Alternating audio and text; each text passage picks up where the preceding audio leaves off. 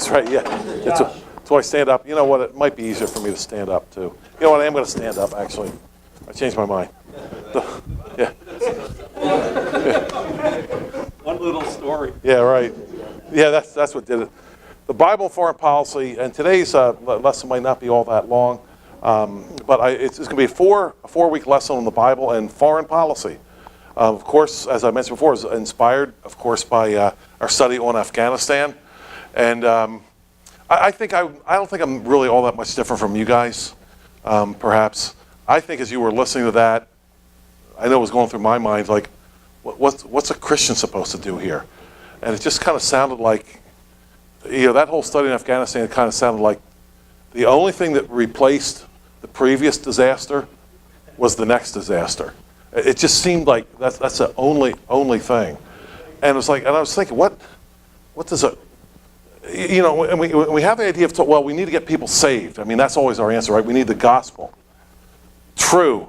But what does the gospel look like when it comes to foreign policy? And maybe that's another way to ask the question, maybe a more popular way to ask it. What effect does the Bible have or influence have on foreign policy? Or what does the gospel affect? What's a gospel-centered foreign policy look like? So we're going to look at throughout our 4-week study here, look at these questions. What is a nation? That today we'll interact with that. How does God interact with nations? We know that God interacts with nations. How does he do it? On what basis does he do this? And then thirdly, a brief history of international law. Where would you even get the idea of international law? To me at least, the idea of international law presupposes an international standard. And if you have an international standard, you have to talk about Christianity at some point, right? Because in our diverse culture, every religion is equally as legitimate as everyone else. Well, if every religion is equally as equal to everyone else, then every people's law must be as legitimate as everyone else's. How can you possibly get the idea of international law without opening up the idea of a international lawgiver, shall we say? And then number 4, how should godly nations interact? And these will be the 4 items that we look at today. And so today, what is a nation? We saw from our previous study on Afghanistan that the idea of nation may at certain times be randomly assigned or identified. And you'll remember, as we looked at the map of Afghanistan, we saw that, remember that weird little leg that went over to China? Remember that one, right? And then we had, it would have been down around here in the southeast, what appeared to be a random line. You separated tribes of people across rivers. What is a nation? How did Africa get divided up into the nations it's divided up into? Well, it got divided up into pretty much, right, by the European colonial powers, right, that colonized Africa, pretty much. Should it be divided into nations? If we could be like the United Nations, then no one would be fighting anymore at all, right? We'd be the United Nations. So what is a nation? We can ask it this way. What makes or constitutes a nation? Language, geography, government, or culture? So, let's start with these, because this is where most people go. Language, geography, that kind of thing. That's what makes a nation. Okay? So we're going to have some problems right from the beginning, right? Language. Everybody speaks the same language. Does that create a nation? We're all the same language. Does that make a nation? Anybody know what the official legal language is in Zambia? It's English. Yeah. Same way with Uganda. Are we the same nation as Uganda? Clearly not, right? So we can kind of reject the idea of everybody speaks the same language, that makes a nation, right? But what does make a nation? What does create a national identity? And I have an idea of what that is, which I'll share with you in just a few minutes. But let's ask a quick geography. All live in the same area. Does that create a nation? Here's a river over here, and here's a mountain range over there, and there's the ocean. I guess we're all together. I guess we're a nation. Does that make a nation? Geography? It can help. But does it actually create a nation? Not really. But it can definitely help. We'll be talking about the Swiss from time to time. In fact, we'll spend a lot of time on the Swiss. And nearby, Italy, it's a big peninsula, kind of bounded by the Alps at the top. It's isolated from everybody else. Yeah, by water everywhere else. Right. Yeah. And Sicily has been absorbed into Italy. We have the issue of Spain, for example. In Spain, I don't know if you're aware of it, but there's all these. How many are aware of these independent, especially in the north? I forget the name of the folks that are fighting presently today. Are you aware of this? There's an independence movement in Spain. The Basques. Yeah, they've been fighting for a while. They want to be separate. They're in the same geography as Spain, but they won out. So does geography create a nation? Now, when you think about this idea of nation, you have to think of something in common. So what is it? That's what we're really asking. What is it that you need in common to create a nation? Yes, John? What's interesting about the Basques is that they have a completely separate language as well, and culture, which is why they're fighting for their independence. I mean, it doesn't bear any resemblance even to Spanish. Right. It's a very difficult language. Right. So now you get back to your language argument. Yep. Yeah. And even the language argument, I mean, Spanish is the official language in most of South America, but no one in South America would say, well, we're the same nation as Spain since they speak Spanish and we speak Spanish. Yes, Dave. Like when you look at the Hittites, the Gypts, all the people groups, wouldn't that be what's constituted as a nation? Like a culture. But they were actually separate nations, if you will. But we're going to see that they had some things in common. Now, when you say people group, what do you mean by people group? That's actually not as and I'm kind of putting you on the spot because I think people group is a lot harder to define than what people think. But how would you define people group, or anyone? Well, I would be more of a tribal. So the descendants of X, Y, and Z would be a people group. Right. So it'd be more of a tribal. Tribal idea. A national tribal idea. Right. So what happens is then tribes then sometimes separate. Right. So nations separate too, don't they? Right. But what happens? I think we're asking the question is what makes a tribe separate? What makes people in a tribe then begin to fight each other and then want to separate? Yes, I know we're all from the Igbo tribe, for example, but I don't get along with you guys anymore. I'm going to follow this guy, and the other guy's going to follow this guy, even though they're all from the same tribe. What is it that goes on? That's part of the question we're asking here. Yes? There's a question of the difference between what should create a nation and what does. Yeah. Clearly, tribe or ethnic group or whatever you want to say is Sure. not always what creates a nation. Right. Whether or not it should. Right. It is separate. Right. Yeah, see, everything we're talking about here is involved in this kind of thing. It's all involved. Okay, let's keep going. Language, geography, government. Okay, let's back off for a minute for the language.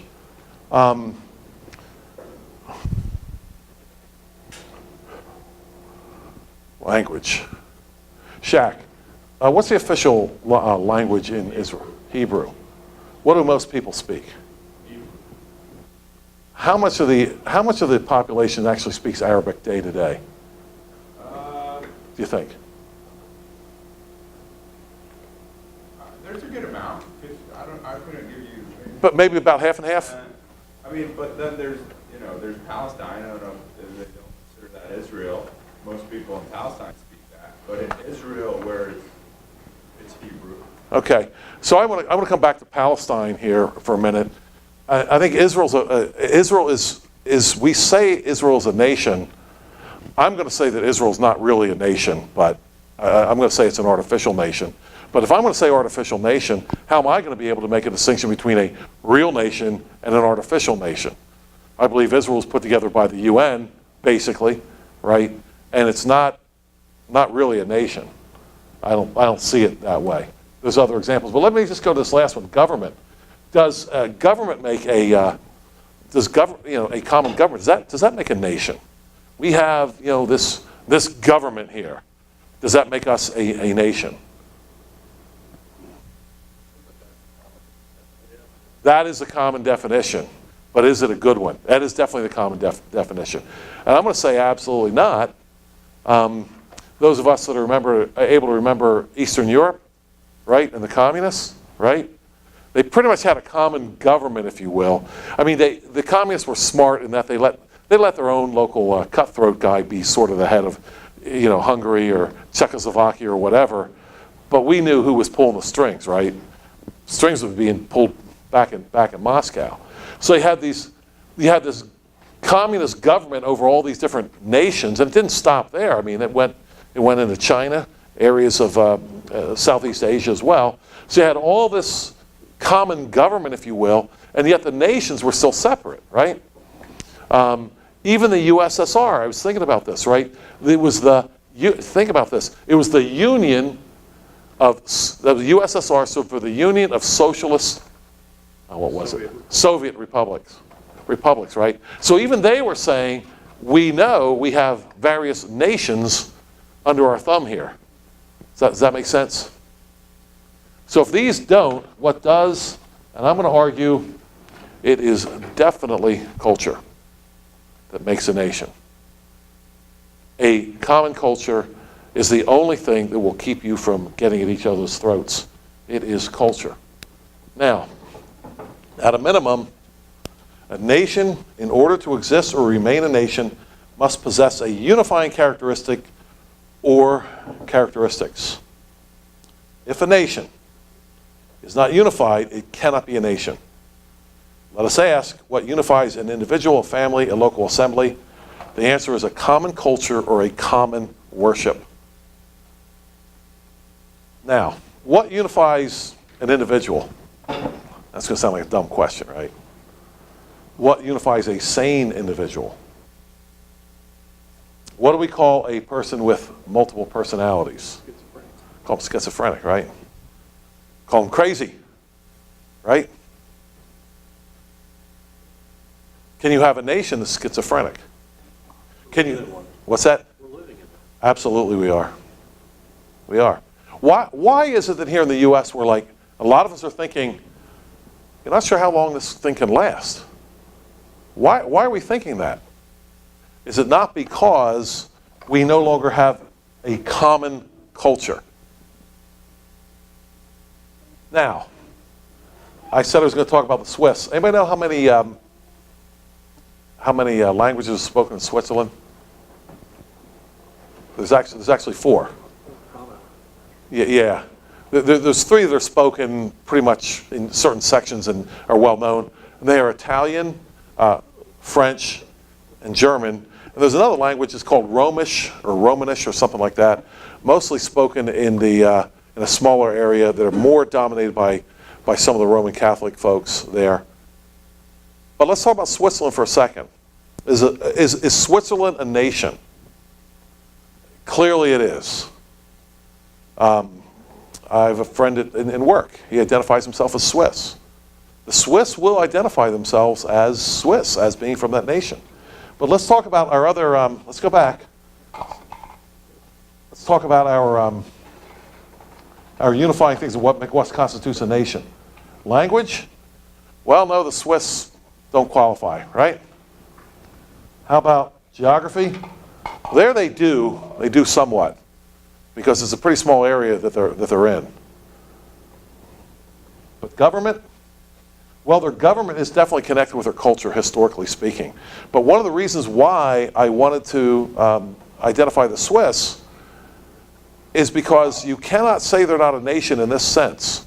Anybody remember the last time when the Swiss went to war? What was the last war that you know of when the Swiss were involved?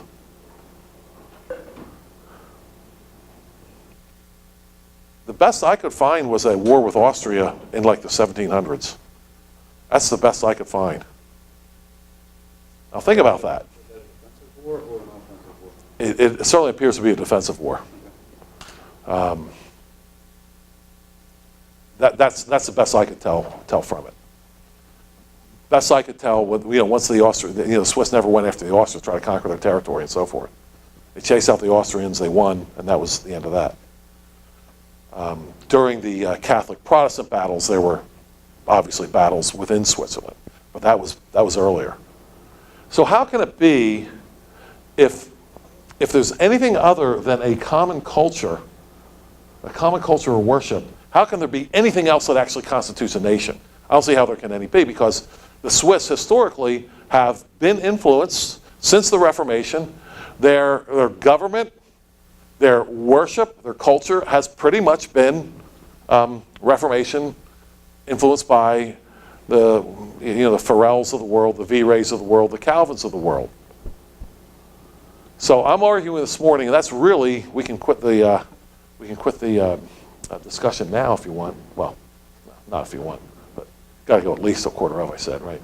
But my main point this morning was to get this out there, that what constitutes national identity is cultural worship. Yes?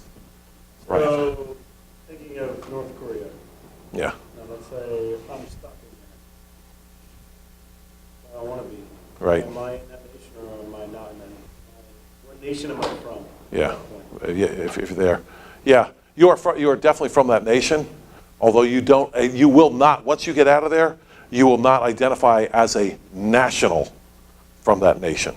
You will instead identify yourself as someone that escaped from that nation.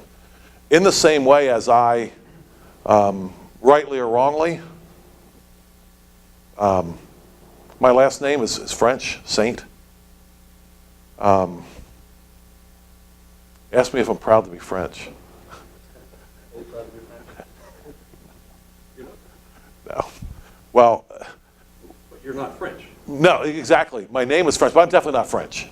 And right. If we think there's some French heritage back there, but to Ryan's point, what our family has done, rightly or wrongly, is we can only trace our heritage back to England. Well, we know that there were a lot of French Huguenots that got out of Dodge during the Catholic Wars. We know, for example, that the Protestants pretty much won their battle. The Dutch and the English and the Scots pretty much escaped from Roman Catholicism. The Spanish and the French pretty much did not, right? So what happened in those countries, especially France, they got out of Dodge. Well, a lot of them went to England. So I have this weird hope that my forebears were some of the ones that got out of France. Like, I'm extra proud of them if they got out of France, if that makes sense. And so we have only been able to trace our heritage back to England.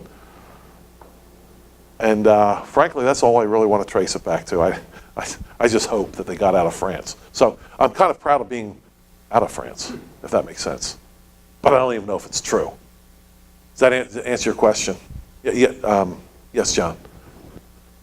You argue about identifying with culture, a couple things about that. Common culture or worship. Worship ends up being a following of who you believe is right.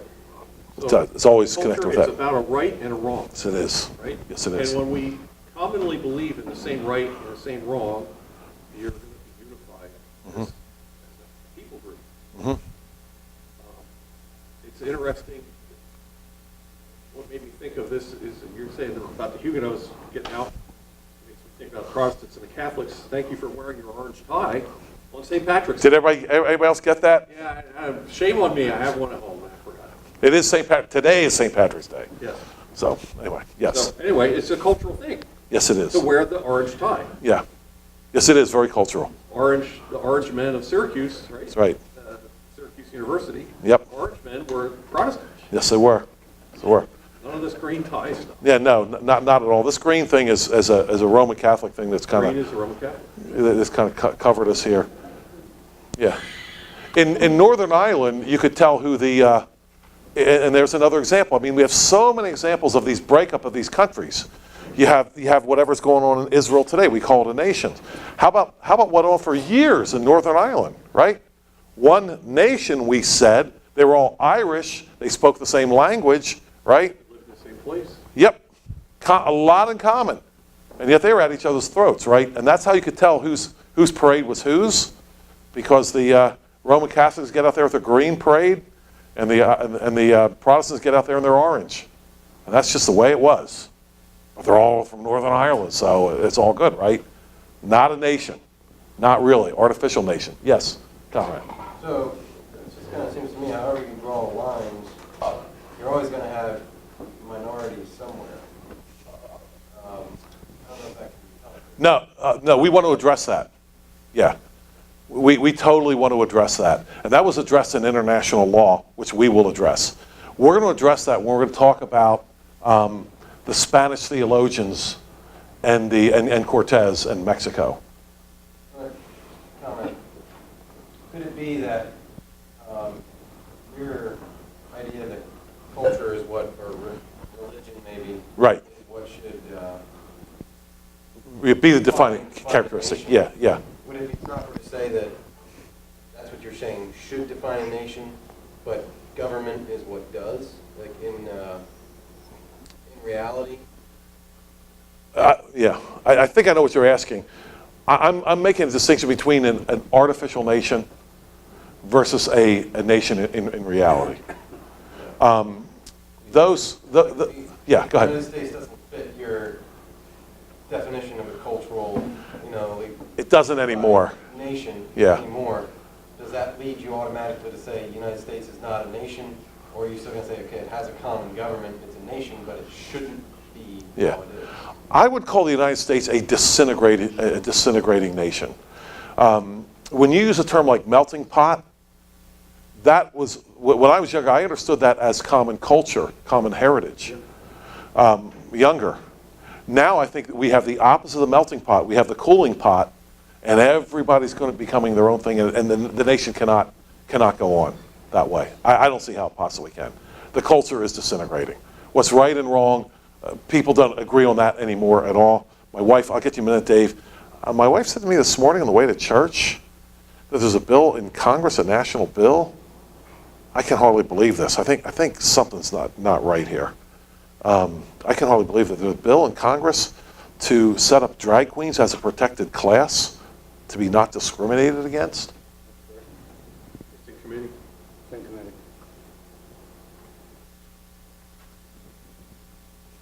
Yeah, I mean, there's no way we're going to hang together as a nation with this kind of nonsense. It cannot happen. It can't be. Not unless we give it up. But then we still won't stay together very long. Your question, Dave. I mean, to address what you're saying, when you look back at the United States as a republic, I always look at the individual states as nations. They were. Which to me was worship. It was all based on a common. Take Pennsylvania, it was Quaker. New York, you had the Dutch, in New York City specifically. Each individual, you had the Anglicans, you had the, you had every, kind of had a mishmash of nations. It was only that the Revolutionary War, which the Anglicans really were in Virginia, and they ruled all the way, west. I mean, when you look at Virginia, how big it was, it really is what brought this together, and you could almost say the downfall of America started at that point. Yeah, some people actually do. I'm not quite there, but you talk about Virginia. Virginia looks smaller today, but at that time it had a lot more influence. Think of West Virginia as being part of Virginia, and if you know about the history there too, the nations of Virginia versus Pennsylvania argued, for example, about Pittsburgh. I mean, that's how much influence that they had at that time. It was a pretty large, a very large area, which also makes you think about the idea of religious tests. We all hate the idea of religious tests for magisterial office, right? But if I'm correct, then the first thing you might want to ask is have is a religious test, which is seriously anathema in this country at this time, right? That's the one thing you don't want to have. But let's talk about religious tests, okay? Let's talk about that for a minute. Mr. Kavanaugh, okay? We have no religious tests, right? Can't have that. Mr. Kavanaugh, will you support Roe versus Wade? Religious test? You bet it is. You bet. All a religious test is saying is, will you bring your suppositions, your presuppositions of right and wrong to your office as a magistrate? So while we're hypocritically attacking anyone who has a Christian religious test, the pagans have a religious test every time. Every single time. Make sense? They, every time, I believe, underscore the idea that religious tests and religion is what is unifying a nation. Yes? Any test, any question about what is right and what is wrong is a religious test. By definition, it has to be. It can be nothing else. There's no other place for it. It's not a scientific test. Yes, Ryan. So I'm struggling is where Conrad is saying, you're saying it's a disintegrating nation, but it would still be one. I mean, you can't, we have trouble traveling without identifying our nation. There's Like internationally, you mean? Yeah. I mean, there's so many laws in our nation. I mean, if we're going to say we're not in this nation, it seems like to me we're still a nation, whether we are culturally common or not at this point. Well, I think there's still a lot of common characteristics that are left over from our Christian history that still identify us that way. For example, I don't know. Here's an example. I don't know what we're going to do with our idea of that you can't judge, right? Whatever else you can't judge. Well, we're dragging people into court all the time, right? And sitting up in front of the court is a judge, but we can't judge. So I don't see how how you can keep that culturally together, if that makes sense. We're in we still have judges. We still have an idea of right and wrong in our courts and in many of our homes, but the idea of right and wrong is outside the bounds of our university social science centers, shall we say, unless it's Christian. Does that make sense? Right. I guess what I'm struggling with is, are you saying that the United States is or is not right now a nation? I would say that it still is. I would say that we of enough of a common culture to at least call us Americans. So if our common culture disintegrates, as it appears to be, Right. at what point will you say it is no longer a nation? Is it when the actual government collapses? Or is our government still intact and we're not a nation? Because we're kind of under their laws, whether we like it or not. Right. I think it begins to show, and I think this shows throughout history, is when one of two things happen. Either the government becomes so powerful that it suppresses all infighting, as is the case of the communist countries, for example. They were just, the KGB was just everywhere, or the Stasi in East Germany, and no matter how badly you were oppressed, or you weren't allowed to read the Bible, or whatever, or your prayer meetings got broken up, or your baptisms got broken up, or whatever. No matter what happened, they were so powerful they could put a stop to that stuff. Or on the other hand, it breaks out into some kind of open war. I would argue, Ryan, that when the government gets that strong, they get that strong precisely because you don't have a nation anymore. Because the internal culture wasn't keeping it together, so we need the heavy hand of the state to do what the culture is not going to do on its own. That's how I would see that. Does everybody follow me on that? Sort of?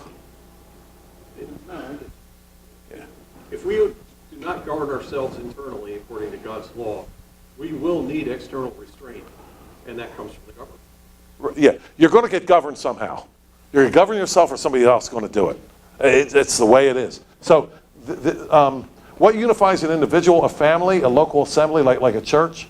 Well, what unifies an individual, right, is a set of beliefs upon which you act personally consistent, right? A set of normative behaviors. Otherwise, if you don't act consistently with yourself, you can't act at all. Everybody hates that, right? What do we call the lack of a consistent behavior by a person? I mean, we have a lot of names for it. One of them is moodiness, right? And what is it that upsets the whole family? Dads. None of this applies to you, I'm sure. What kind of mood is dad going to be in today? Ruins the family, or affects the family, right? How about a family? And I think I just kind of addressed a little bit, right? You want the children to be able to know what's acceptable behavior. What is the culture of this family? If you don't have that, you'll have chaos in the family, right? Never know what's right and wrong. Who knows? You know, last night I smashed all the dishes. Dad got upset at me. Tonight I washed the ones that I didn't smash. Dad still got upset at me. I mean, you know, it's not going to work. So I would say the same thing that unifies a family and a local assembly is the same thing I'm arguing that unifies a nation. Yes, there are, and this is all messed up. I said before that Israel is a kind of an artificial nation. If you ever get a chance to read the book O Jerusalem, anybody ever read that book? It was by two French guys, so I'll give the French guys credit now. It's a page turner of a book. It reads like a novel. It was about the birth of the modern Jewish state. Very interesting. If you get a chance, you won't be able to put it down. And it makes a point. They don't make the point, but you get the point if you read the book. And what you find out is that prior to 1948, when the Israel state was established by the UN, tell me something, Shaq, was there more peace before in that area of the world before 1948 or after? It's a super easy question. Super easy. If you know anything about that history, that's the easiest question of the day. It was much more peaceful prior to the establishment of that state, far more. But now we have a nation artificially made up because we don't have in part because we don't have the common culture. And we'll talk about disparate culture there in Israel. Atheists, Jews, Muslims, what a mess. Okay. All right, now let's move on here. And from James B. Jordan, a nation is a body of people usually living in the same place, sharing a common faith and culture, and desiring a common and separate government. Desiring. They don't always get it. But we say desiring here because, again, those communist countries desired to have something else other than Moscow pulling the strings, but they didn't get it. They don't always get it. So the common and separate government is not necessary. Usually living in the same place, what they do share, according to this definition, is a common faith and culture. They may or may not share the same geography, they may not share the same language even, and they may not even share a common and separate government, but they do share a common faith and culture, is what his definition is. Yes, Wes?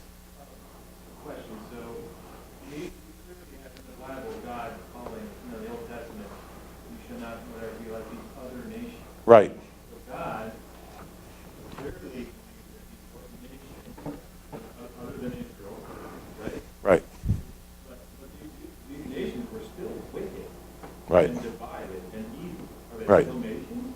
Yeah, they were nations because they were unified on wickedness, if you will, as we saw even from Psalm 106 this morning. But that's a good segue because I want to talk about that. Now, when God says, I want you people are going to be a nation, we'll talk about this later, you people are going to be a nation, did that mean, what was he actually saying? I'm making a nation out of you. What would identify this nation? Was it that they would never speak the Canaanite language ever? Was he like, you're going to speak Hebrew? Was that what he was after? No. It certainly wasn't that he was after new geography, right? Because they were going to live in the geographical area where these people were before, right? So what was it that he was demanding from them and identifying them as a nation? Different from the others, separate from the others. Was it not culture and was it not worship? Right? Now, we'll wrap up with this morning. Yeah, Shaq. Kind of like when they were on Egypt, they were two separate nations, Yes. even though they were in the same geography. Yes. Yes. And we're going to talk about that because the very first time in Exodus, when God identifies them as a nation, I've called you as a nation, he identifies the Egyptians. And says, I got you out of there. And he actually, in the same chapter in Exodus, juxtaposes the Egyptians versus the Israelites. He does that very thing. We'll look at that. Okay, this one verse that we always look at, and we'll wrap it up here because I said we were going to be done a quarter of, and we're going to be, I don't care how many questions you have. Actually, I do care, but it's not going to change anything. He has made from, this is one where you have to consider. He has made from one blood every nation of men to dwell on the face of the earth, and has determined their pre-appointed times and the boundaries of their dwelling. Now, I should have put the rest of that verse in there. Let me look it up here. I cut that verse off. I cut that passage off too early. Some of you know exactly what I'm going to do here. Acts 17:26. I know you know what I'm going to do with this.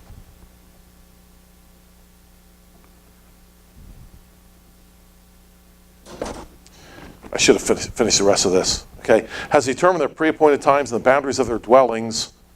And the next verse is the reason for it. Why did he do this? Why did he make from one blood every nation? Why did he separate? Everybody's one blood, but they're separate nations, right? Why? Why can't we all, like the UN, just be one blood and one nation? So that they should seek the Lord in the hope that they might grope for him and find him, though he is not far from each one of us. So Paul was arguing to the smartest people in the world at the time, or at least the people who thought they were the smartest people in the whole wide world. I doubt any of them could build a house, or even put together a erector set or a set of Legos or Lincoln Logs or whatever. But anyway, they were the geniuses. So he's saying to these people that God made nations so that people would seek after God. He separated the nations so they would seek God. Now, how's that work? How does separating the nations encourage people to seek God? What are you talking about, Paul? See, if I was a Marcel, this is when I'd be throwing them out, right? They waited till a little bit later. I'd be saying, what are you talking about? Well, I think we have an answer in Deuteronomy chapter 9, right, John? Or is it 7? It's 4, 9, and 10, you're right. Okay. I didn't think we'd get this far this morning. Okay.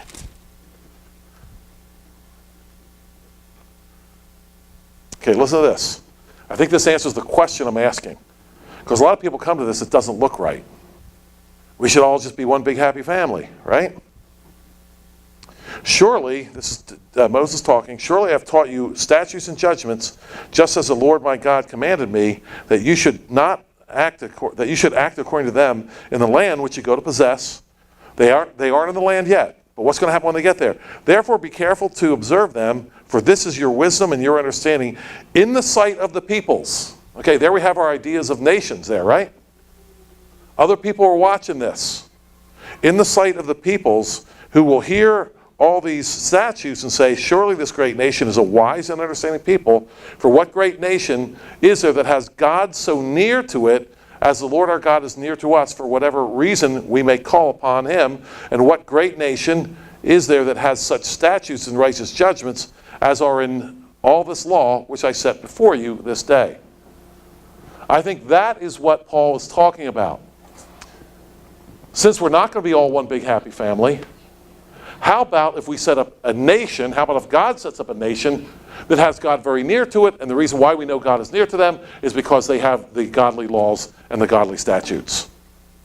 Hebrews argues the same, seeking for a country that, and then elsewhere where it talks about being citizens of heaven, not citizens, it's the same idea. Yeah. That same, aiming at the same culture, Right. which is what Jordan is arguing Yeah. right there. Is it- yeah. It's the desire Right. for that government. Right. For righteous government, for good government, for godly government, which is exactly, of course, what Moses is talking about right here.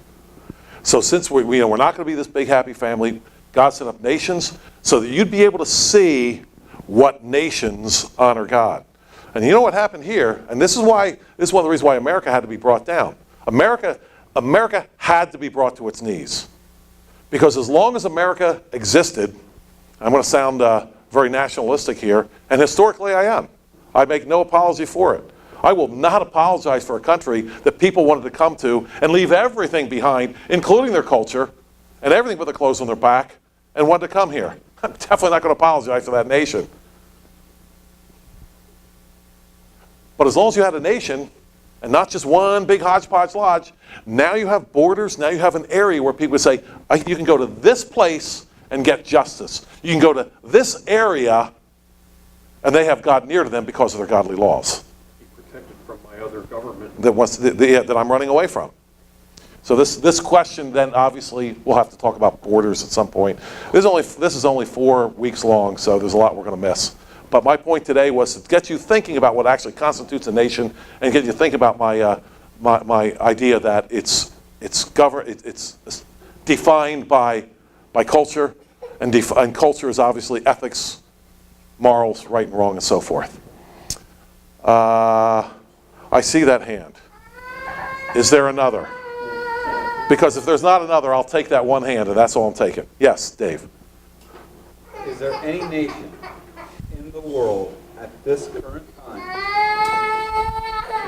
that adheres to a Protestant or a biblical worldview?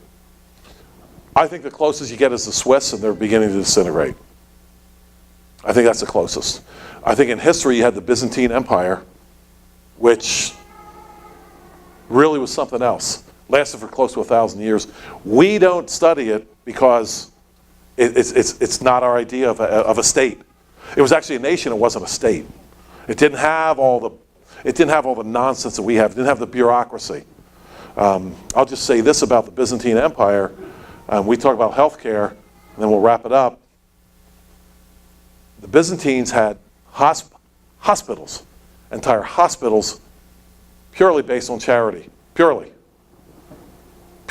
charity. They even hired their own inspectors to walk around and ask the patients if they're being taken care of. This was in the godly Byzantine Empire. Of course, we act like nothing like that could ever happen, but it did happen. Anyway, yes, John. Disintegration is the perfect word, because we are disintegrating. We're losing the integration. That is a good word. We think about disintegrate, we think about a tablet dissolving in water. Yeah. But we are not integrated as a nation, Right. as people. Yeah, definitely not. Disintegrate. Yeah, we're just not. Well, thank you. Yeah, thank you for your kind attention here this morning. Shall we just close with a word of prayer? We thank you, Lord, for this discussion. We thank you for your word. We thank you that there can be such things as godly nations, as Christian nations. They have been in the past. And we long for that. We long for that government, a godly government.